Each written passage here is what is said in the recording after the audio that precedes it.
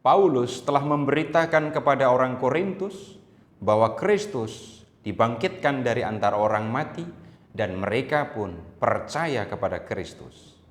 Ini berarti bahwa jemaat Korintus sudah percaya kepada Kristus yang mati di kayu salib untuk keselamatan manusia dan bangkit dari antara orang mati. Mereka juga telah percaya bahwa orang yang percaya kepada Kristus akan dibangkitkan seperti Dia. Tetapi ada di antara anggota jemaat yang mengatakan bahwa tidak ada kebangkitan. Menanggapi persoalan ini, Paulus meneguhkan kebenaran tentang kebangkitan yang telah dipegang erat oleh jemaat.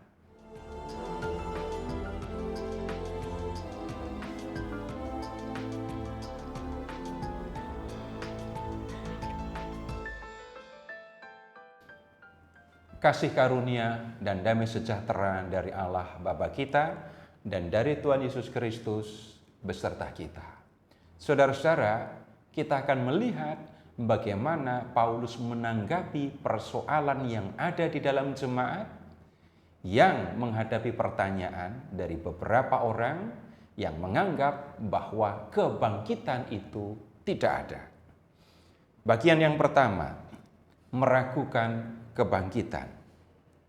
Paulus membuat pengandaian bila tidak ada kebangkitan orang mati dan konsekuensinya bagi iman akan Kristus. Paulus menulis begini, jika benar orang mati tidak dibangkitkan, Kristus juga tidak dibangkitkan.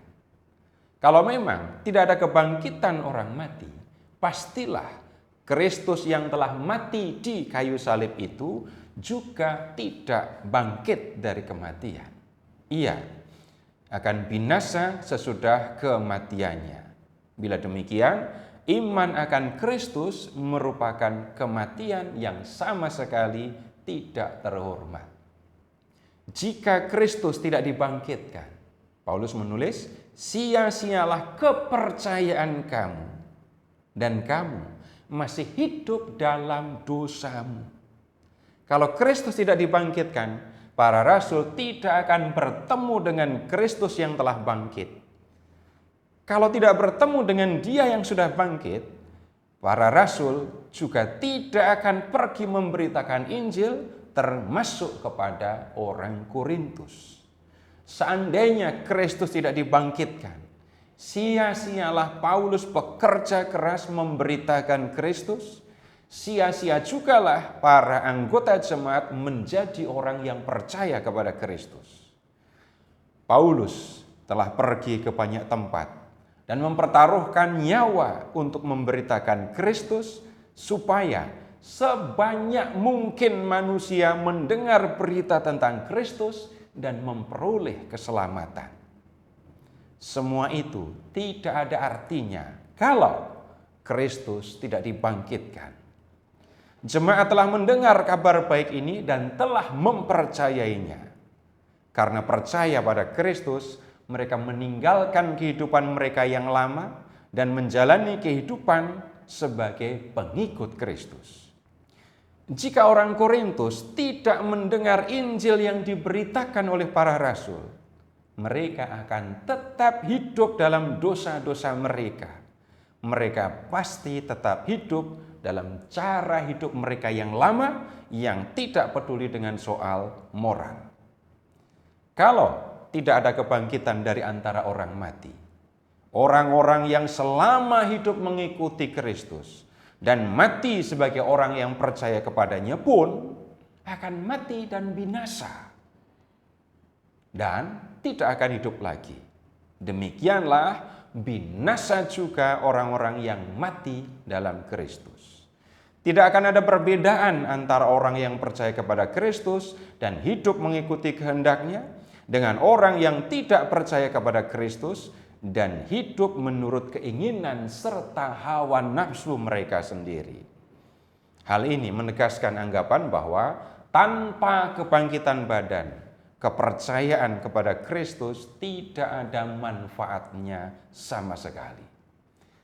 Bagian kedua, percaya atau tidak percaya. Lebih lanjut, Paulus mengatakan, jikalau kita hanya dalam hidup ini menaruh pengharapan pada Kristus, kita adalah orang-orang yang paling malang dari segala manusia. Maksudnya, jika hidup ini berakhir dengan kematian, orang-orang yang percaya kepada Kristus akan menjadi orang yang paling malang. Dengan menjadi percaya kepada Kristus, mereka telah meninggalkan berbagai kesenangan hidup di dunia ini. Hal ini semata-mata mereka lakukan untuk mengikuti kehendak Kristus dengan harapan akan bangkit dari kematian dan memperoleh kehidupan kekal. Kalau kebangkitan itu tidak ada, mereka mengalami kerugian besar. Kalau tidak ada kebangkitan, tidak perlu menahan diri untuk melakukan apapun yang diinginkan. Orang tidak perlu memikirkan yang benar atau yang salah, yang sesuai dengan kehendak Allah atau yang tidak sesuai dengan kehendaknya. Orang juga tidak perlu berusaha untuk melakukan yang benar dan yang sesuai dengan kehendak Allah. Semua itu tidak ada gunanya. Orang hanya perlu melakukan hal yang menyenangkan saja. Nah, semua yang disampaikan oleh Paulus itu hanyalah pengandaian bila tidak ada kebangkitan orang mati. Namun yang benar ialah bahwa Kristus telah dibangkitkan dari antara orang mati sebagai yang sulung dari orang-orang yang telah meninggal. Nah, nyatanya Kristus telah dibangkitkan dan banyak orang telah menyaksikan dan bertemu langsung dengan Kristus yang telah bangkit dari kematian. Kesaksian mereka tidak mungkin diabaikan karena begitu banyak orang yang melihat secara langsung Kristus yang telah bangkit itu. Dengan demikian, kebenaran tentang kebangkitan Kristus itu tidak perlu diragukan.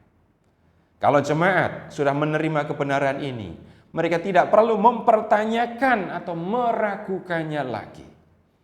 Mereka pun sudah berada di jalan yang benar ketika mereka hidup mengikuti kehendak Allah.